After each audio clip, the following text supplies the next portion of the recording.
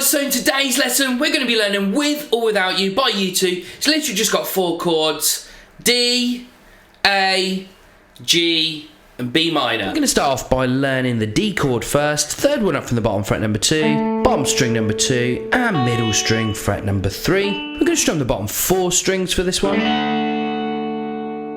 Next we have an A chord, third one down from the top, fret 2, middle string, fret 2 and string underneath 2, strum all the strings except that thickest E. Next we've got the G, second one down from the top, fret 2, top string, fret 3 and bottom string, fret 3, strum all the strings.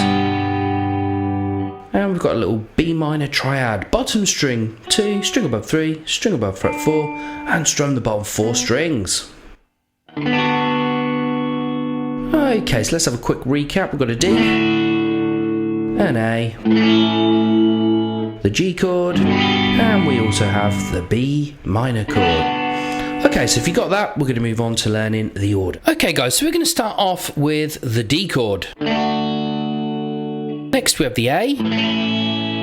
Next up is B minor. Then we have a G. And it literally just repeats them chords throughout the entire song. We're going to keep it super simple and just 4 strums on every chord. 1, 2, 3, 4.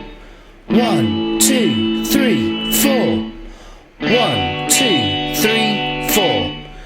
1, 2, 3, 4. Okay, so let's try that with no gaps in between.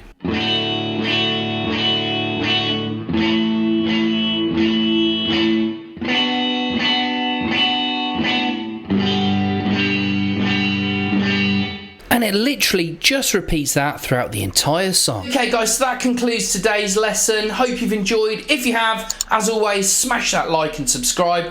I've done a YouTube Shorts one for this one as well. I'm going to link that up here if you need a little bit of extra help. It's got a little playthrough of me playing through on the track.